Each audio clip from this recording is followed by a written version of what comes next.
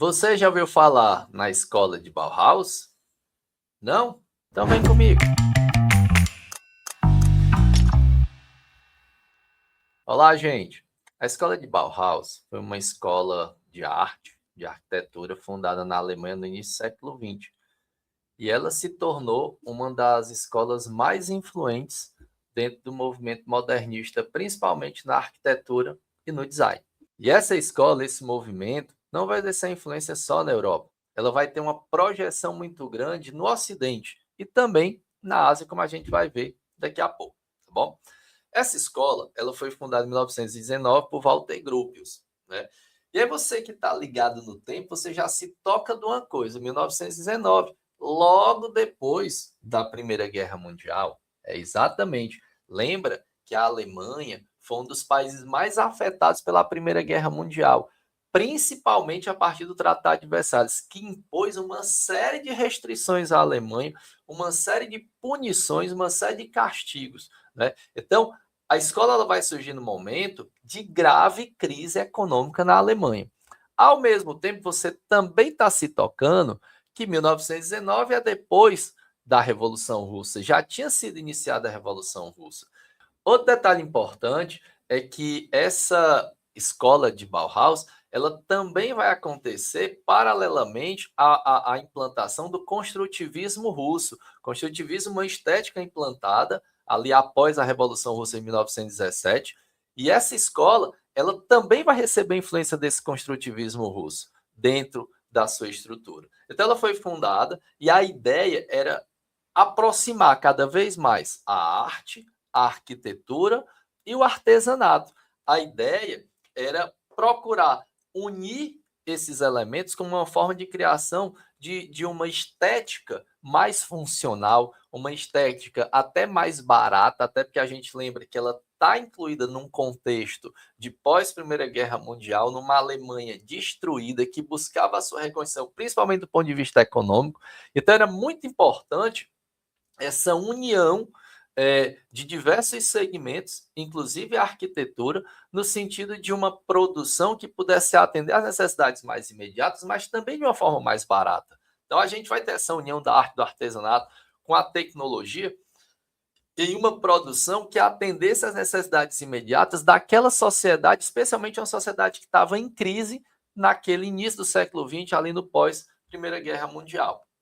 E essa escola, a gente pode colocar ela como símbolo do início desse design industrial moderno que tanta influência vai exercer num futuro. E a gente tem que lembrar que essa escola Bauhaus, ela está inserida num contexto de pós Primeira Guerra Mundial, que é aquele contexto pós Segunda Revolução Industrial.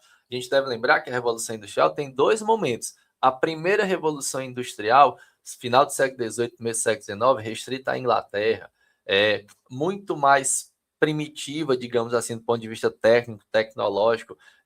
O combustível básico era o carvão, o ferro era a matéria-prima para a indústria, bem restrita à Inglaterra. Já na segunda Revolução Industrial, a partir da segunda metade do século XIX, essa industrialização vai se expandir para vários países e ela vai trazer muitas inovações técnicas e tecnológicas. A gente vai perceber que a segunda Revolução Industrial ela vai trazer novos combustíveis, como o petróleo e a eletricidade, e vai trazer também novas matérias-primas. Destaque aí para o aço, o próprio vidro. Então, esses elementos eles vão estar muito presentes naquela realidade do final do século XIX, do começo do século XX, do pós-Primeira Guerra Mundial. E essa Alemanha, que vinha de uma derrota na Primeira Guerra Mundial, ela precisava passar por um processo de reconstrução. Então, era muito importante a utilização desses materiais de uma forma dinâmica, de uma forma rápida. Ao mesmo tempo, a gente deve lembrar que a lógica da segunda revolução industrial é uma lógica de alta produtividade, de linha de montagem, de dinâmica produtiva. Então, a ideia da escola de Bauhaus foi juntar tudo isso na criação de um modelo, principalmente arquitetônico, artístico, de móveis utilitário, que atendesse às necessidades daquela sociedade, mas que tivesse relação com aquela realidade, que era uma realidade de crise. Não cabia mais modelos rebuscados, modelos ultra trabalhados, modelos com muitos adornos que eram típicos ali da Belle Époque, daquele final do século XIX. E aí, nesse sentido, a gente tem o fundador da escola de Bauhaus, né, o Walter Gropius, onde ele vai distinguir essa função. Né? Vai ficar muito claro que a forma deve seguir a função, ou seja, a beleza de um objeto não está no adorno, não está no enfeite. A beleza do objeto está na sua utilidade, em como ele é capaz de atender às necessidades para a qual ele foi criado. Outro detalhe importante, perceba que a gente está numa situação, e eu repito, é sempre importante destacar essa realidade, de crise econômica. É uma realidade de tentativa de reconstrução de um país devastado pela guerra. Não tanto do ponto de vista físico, já que a Alemanha nem foi tão atingida na Primeira Guerra Mundial, mas do ponto de vista econômico mesmo. Então, o supérfluo, aquele luxo, aquela história totalmente desnecessária. A gente tem uma população faminta, então tem que tirar esse supérfluo, tem que tirar a decoração e vamos partir para o prático, né? E esse foco na ergonomia também chama a atenção, meus amigos, porque o que é a ergonomia? É exatamente o estudo da interação do corpo humano com o ambiente. Pode ser um ambiente de trabalho, pode ser um ambiente de moradia. A ergonomia é uma ciência que vai estudar a forma dos objetos para ver como eles se adaptam para que eles estejam confortáveis na utilização. Por exemplo, eu tenho aqui esse mouse, há uma preocupação desse mouse ser ergonômico, para que eu não tenha dificuldade em mexer com esse mouse, para que ele se adapte bem à realidade do meu corpo. A cadeira, eu tenho que ter uma cadeira ergonômica para que seja uma cadeira que não me incomode, que pelo contrário, que me traga conforto. Isso vale para móvel, isso vale para instrumento de trabalho. Então, a ideia é isso, é favorecer o uso a partir dos objetos sendo ergonômicos e sempre utilizando materiais de forma racional. Lembra, a gente está na situação de crise, de escassez. Tá? E aí, os pilares estéticos dessa escola de Bauhaus são muito claros nesse sentido. Geometria, formas básicas. Quanto mais básica é a forma do objeto, quanto mais simples, mais fácil de trabalhar, até porque a gente vai ver que objetos rebuscados, objetos muito trabalhados, eles vão ser, como o próprio nome já diz, vão ser trabalhosos, vão ser mais caros, e isso não cabe nessa atual realidade. Além, é claro, quanto mais básica for a forma, mais fácil vai ser o corte, mais fácil vai ser o manuseio, mais fácil vai ser dentro da linha produtiva. Isso vale também para a questão das cores, então prioriza cores primárias, prioriza-se a simplicidade, né? Prioriza-se a lógica do minimalismo, a estética do menos é mais, né? Inclusive essa frase menos é mais, ela foi criada nessa época. Um conceito criado pelo holandês Mies van der Rohe, né, que é essa estética de simplicidade dos materiais e da estética desses materiais. E um detalhe interessante dessa escola é que ela vai funcionar exatamente na década de 20 na Alemanha.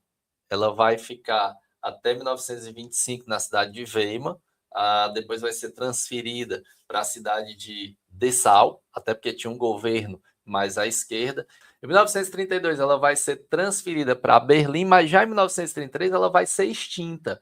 Sabe por quem? Pelos nazistas. É só lembrar que no começo de 1933 Hitler ascende o poder.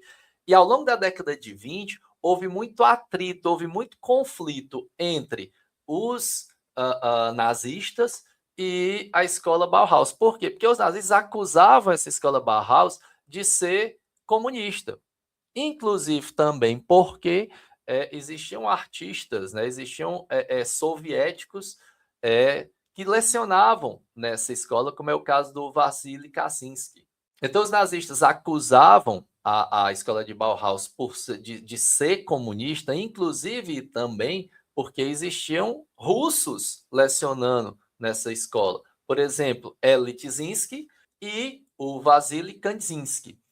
Além disso, é importante frisar que o modelo defendido pelos nazistas, a estética defendida pelos nazistas, era aquela estética clássica, aquela estética rebuscada da grandiosidade, da opulência, que simbolizava essa grandeza do povo alemão. E ela é uma estética diametralmente contrária à estética mais simplista, mais econômica, digamos assim, a estética mais funcional da escola Bauhaus. Então, quando os nazistas assumem o poder, eles realmente vão fechar a escola e muitos dos homens ligados a essa escola vão ter que fugir da Alemanha, até porque vão ser perseguidos pelo regime nazista. esse modelo da escola Bauhaus, ela vai se adaptar muito bem ao modelo de produção conhecido como Fordismo. Você já deve ter ouvido falar, e quando eu falo de Fordismo, a gente lembra logo de quem? Do Charlie Chaplin e daquele filme Tempos Modernos, porque essa é a lógica do Fordismo. O Fordismo vai ser a aplicação prática dessa estética da escola de Bauhaus. A gente vai ter um produto simplificado e a gente vai ter uma linha de produção, onde a prioridade é que o trabalhador ele exerça a atividade de forma mecânica, a palavra é essa, ele vai fazer sempre aquela coisa. E aí você lembra do filme do Charlie Chaplin, o trabalhador ele perde o controle do processo produtivo na medida em que ele vai ter uma especialização muito grande de funções. Então, o Fordismo ele vai representar essa criação de uma linha de montagem, onde o trabalhador vai ficar alienado, fazendo especificamente aquela função. No caso, por exemplo, passa aqui o carro, é um indivíduo só colocando a roda, só colocando a roda, só colocando a roda, outro só apertando, outro só apertando, outro só apertando. E o próprio modelo dos primeiros automóveis, a gente pode ver, por exemplo, aí o Ford T, que está aí na imagem, você vê que é um modelo onde as formas elas são muito primárias. A gente vai ter um retângulo, a gente vai ter a roda, a gente vai ter a reta, né? Então, essa ideia de padronização e esse design funcionalista, ele se adapta muito bem a esse modelo fordista de produção.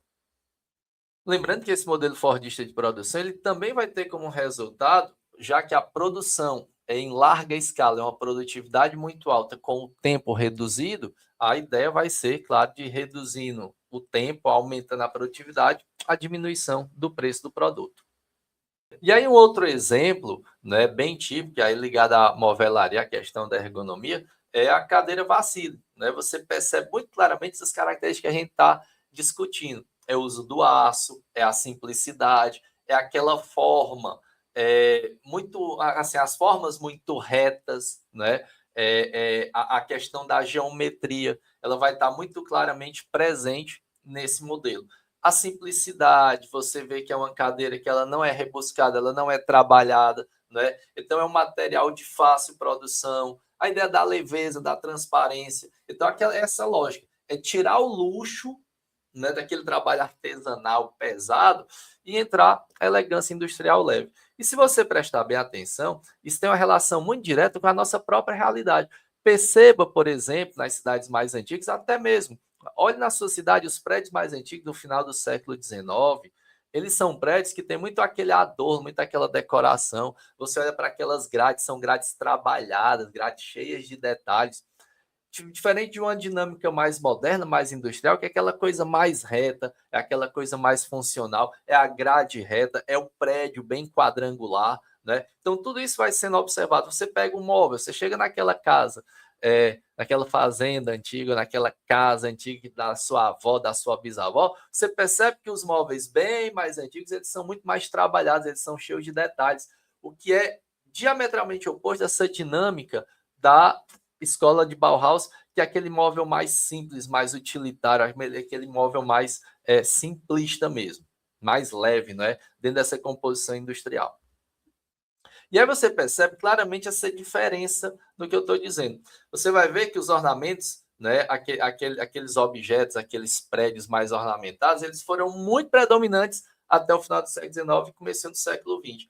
Chega essa década de 20, e não é coincidência aí no gráfico, a partir da escola Bauhaus, a estética funcional ela vai ganhar muito mais espaço e vai prevalecer até hoje. E a gente também vai observar a influência do Bauhaus, né, da escola de Bauhaus, no modelo toyotista. Com um detalhe, não confunda o modelo toyotista com o taylorismo. O taylorismo ele é até anterior ao Fordismo. O Taylorismo ele corresponde ao estudo do movimento das pessoas. Então, na lógica do taylorista, estudava-se o movimento dos indivíduos para evitar que ele perdesse tempo com o movimento supérfluo. Então, isso tem muito a ver com o Fordismo. O toyotismo ele traz uma outra lógica de produção, foi implantado no Japão após a Segunda Guerra Mundial. É um modelo de produção focado na qualidade total. Um detalhezinho aqui. É um modelo focado na automação industrial, no uso de mão de obra altamente especializada. Por quê? Porque na lógica do toyotismo, a preocupação é com a qualidade, mas também com evitar o desperdício. Lembra que o Japão foi totalmente destruído pela Segunda Guerra Mundial. Você vai lembrar, por exemplo, das bombas atômicas de Hiroshima e Nagasaki, mas o país foi um país arrasado. Então, havia uma preocupação muito grande com uma estética simples e que fosse altamente proveitosa. E esse modelo toyotista, ele vai se enquadrar muito bem naquela realidade do pós-Segunda Guerra. Outro detalhe importante é a ideia do just in time, ou seja, a produção sobre demanda. Então, o modelo toyotista, ele vai ser um modelo em que a preocupação vai ser evitar o desperdício, evitar, dentro dessa lógica de produção de demanda, evitar a formação de estoque, não pode ter estoque, é por demanda, e com qualidade total, sem perder tempo. E aí, dentro dessa lógica, a gente percebe que aquela lógica do Fordismo, de que a mecanização do trabalhador, no sentido dele fazer sempre aquela mesma atividade, como forma de aumentar a produtividade e diminuir o tempo, ela vai ser superada no toyotismo por uma ideia de automação, qualidade total, utilização de máquinas, mas também de qualidade total e qualificação da mão de obra, inclusive com a ideia de diversificação industrial para poder alterar até mesmo a linha de produção de um produto para outro sem a perda da qualidade e da tecnologia. Atualmente, a gente ainda percebe o legado da escola Bauhaus em diversas empresas. A gente destaca aqui, por exemplo, a Apple, né? Dentro dessa loja da ergonomia, os aparelhos com interface limpa, focado na utilização do usuário, né? Focado na experiência. A gente também tem a IKEA, que são móveis simples, desmontáveis, fáceis de transportar. E sempre essa história de também redução do custo, a ideia do menos é mais e a ideia de atender a necessidade do usuário. Para essa e outras informações, continue acompanhando aqui o Super Enem e siga-nos nas nossas redes sociais.